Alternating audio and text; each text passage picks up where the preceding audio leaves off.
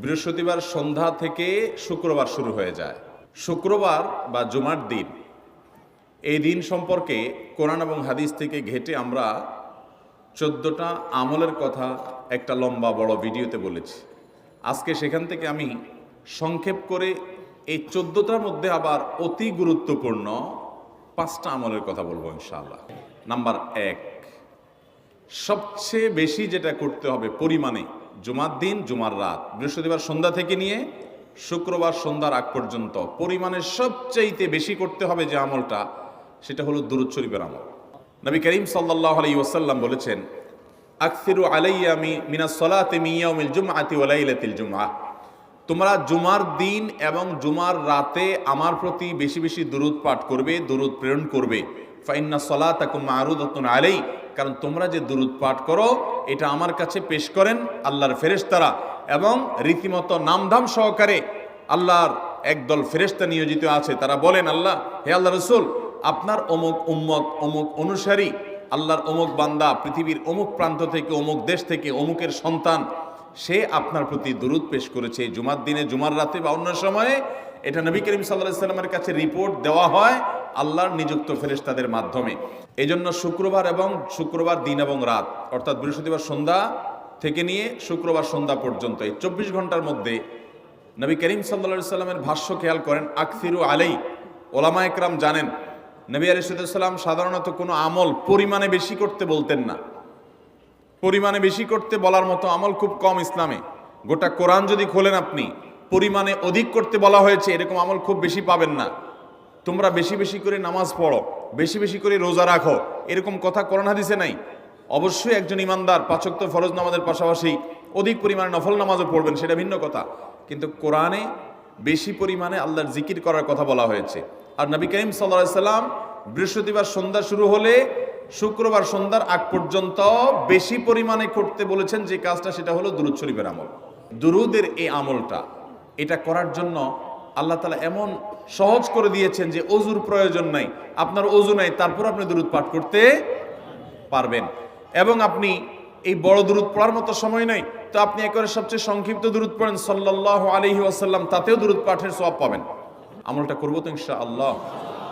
Number 1। Number 2, জুমার দিন উপলক্ষে অন্য যে কোনো দিনের চাইতে জুমার দিন অর্থাৎ শুক্রবারের ফজর নামাজ পুরুষরা মসজিদে জামাতের সাথে পড়বেন। জামাতের সাথে পড়ার নিয়ত করবেন পাক্কা, কারণ অন্য যে কোনো দিনের ফজর নামাজ না, শুধুমাত্র যত নামাজ আছে, নবী করিম সাল্লাল্লাহু আলাইহি ওয়াসাল্লাম বলেছেন, আফদালুস সালাওয়াতে ইনদাল্লাহ, আল্লাহর কাছে দুনিয়ার সব নামাজের মধ্যে 5 ওয়াক্ত সাধারণ নামাজগুলোর মধ্যে সবচাইতে উত্তম নামাজ হলো সলাতুল ফজরে মাআল জামাআতে ইয়াউমাল জুমআহ, জুমার দিন ফজরের নামাজ জামাতের সাথে আদায় করা হলো যত নামাজ আছে এর মধ্যে সবচেয়ে শ্রেষ্ঠ নামাজ।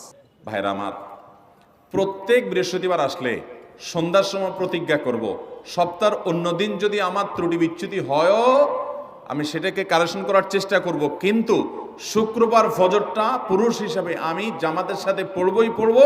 তার জন্য রাতে আগে আগে শোবো, ডাবল ট্রিপল অ্যালার্ম দিয়ে শোবো, অন্য নামাজি বন্ধুকে বলবো ফোন দিয়ে ডেকে দিবি, একে অন্যের সহযোগিতা করব, কিন্তু ফজরের নামাজ জুমার দিন ছাড়বো না ইনশাআল্লাহ। 3 নম্বর আমল হলো সূরা কাহাফ পড়বো। যারা কোরআন পড়তে পারেন না তারা শুনবেন, আর যারা পড়তে পারেন তারা নিজে পড়বেন। সূরা কাহাফ যদি জুমার দিন কেউ পড়ে, নবী করিম সাল্লাল্লাহু আলাইহি ওয়াসাল্লাম বলেছেন এই সূরাটা তার জন্য নূর হবে, নূর, আলো আল্লাহর তরফ থেকে। কিয়ামতের ময়দানে ভয়াবহ গুটগুটে অন্ধকার হবে। কিয়ামতের একটা ভয়াবহ শাস্তি হলো অন্ধকারের শাস্তি। ভাইরা আমার, অন্ধকারের শাস্তি মানে এমন ভয়াবহ অন্ধকার হবে যে দুনিয়ার অন্ধকারের সাথে কোনো তুলনাযোগ্য নয়। সেই ভয়াবহ অন্ধকারে কিছু আমল আছে যে আমলগুলো মানুষের ওই অন্ধকারের মধ্যে আলোর কাজ দিবে। এর মধ্যে একটা হলো এই সূরা কাহাফ। অন্য অনেক উলামা ইকরাম বলেছেন এর ব্যাখ্যা হলো সূরা কাহাফ যদি কেউ এক বৃহস্পতিবারে পড়ে, পরের বৃহস্পতিবার পর্যন্ত, এক শুক্রবারে যদি পড়ে, পরের শুক্রবার আগ পর্যন্ত পুরো সপ্তাহব্যাপী তার ভিতরে নূর, ঈমানের নূর, তাকওয়ার নূর, ইলমের নূর, আমলের নূর, ভালো মানুষ হওয়ার নূর তার ভিতরে আল্লাহ তাআলা সৃষ্টি করে দিবেন। তো নবী সাল্লাল্লাহু আলাইহি ওয়াসাল্লাম বলেছেন সূরা কাহাফের প্রথম 10 আয়াত যদি কেউ মুখস্থ করে, তো এই ব্যক্তিকে আল্লাহ রাব্বুল আলামিন এবং যদি তেলাওয়াত করে, এই ব্যক্তিকে আমলের মাধ্যমে দাজ্জালের ফিতনা থেকে আল্লাহ বাঁচিয়ে রাখবেন। অতএব জুমার দিন প্রত্যেক শুক্রবারে সূরা কাহাফ পড়ব তো ইনশাআল্লাহ। 4 নম্বর আমল হলো, দুনিয়াতে যত ফজিলতপূর্ণ আমল আছে এর মধ্যে সবচেয়ে বেশি ফজিলতপূর্ণ আমল এটা। খুব সহজ আমলটা, খুব সহজ, প্রত্যেক শুক্রবার আমরা এটা করতে পারি। জুমার দিন আগে ঘুম থেকে উঠে উত্তম রূপে গোসল করে মসজিদে আগে আগে গিয়ে পায়ে হেঁটে গিয়ে সামনে ইমাম সাহেবের কাছাকাছি গিয়ে বসা, অনর্থক কথা কাজ না করা, তেলাওয়াত জিকির আজকারের মশগুল থেকে নামাজটা পড়ে বের হয়ে আসা, এই কাজ, এই কয়েকটা কাজ যদি করে তাহলে কাজ কয়টা হলো? আগে আগে ঘুম থেকে উঠা, ওই যে ফজর নামাজ জামাতের সাথে পড়া ইত্যাদি, গোসল করা উত্তম রূপে, আর পায়ে হেঁটে মসজিদে যাওয়া, বাহনে না চড়া, 4 নম্বর হলো ইমামের কাছাকাছি গিয়ে বসা, কোনো অনর্থক কাজ না করা। এই 4টা কাজ যদি কেউ জুমার দিনে করে, নবী করিম সাল্লাল্লাহু আলাইহি সাল্লাম বলেছেন ওই ব্যক্তি বাসা থেকে মসজিদ পর্যন্ত যে আসলো, যতগুলো পা ফেলবে, যতগুলো স্টেপ ফেলবে, যতগুলো কদম দিবে, প্রতিটা কদমের বিনিময়ে আল্লাহ রাব্বুল আলামিন তার অ্যাকাউন্টে, তার আমল নামাতে 1 বছর রাত জেগে, সারা রাত জেগে তাহাজ্জুদ নামাজ পড়লে এবং 1 বছর সারা দিন, প্রত্যেকটা দিন পুরা বছর জুড়ে নফল রোজা রাখলে যে পরিমাণ সওয়াব পাইতো, 1 বছর নফল রোজা, 1 বছর রাতভর জেগে তাহাজ্জুদের নামাজ পড়ার সওয়াব মাত্র একটা কদম ফেলার বিনিময়ে দিবেন। চেষ্টা করব না ইনশাআল্লাহ। 5 নম্বর এবং সর্বশেষ আমল হলো, জুমার দিনে একটা সময় আছে দোয়া কবুল হয়। দোয়া কবুলের যে সময়গুলো আছে এর ভিতরে অত্যন্ত ইম্পর্টেন্ট একটা সময় হলো জুমার দিন। শুক্রবারের একটা সময় সম্পর্কে নবী সাল্লাল্লাহু আলাইহি ওয়াসাল্লাম বলেছেন যে একটা সময় আছে শুক্রবারের, এই সময়ে বান্দা কোনো দোয়া করলে আল্লাহ তাআলা ফিরিয়ে দেন না, কবুল করেন। কিন্তু সময়টা যে ঠিক কখন, এটা হাদিসে নবী সাল্লাল্লাহু আলাইহি ওয়াসাল্লাম বলেন নাই, যাতে করে হয়তো আমরা সারা দিনেরই কম বেশি দোয়ার চেষ্টা করি।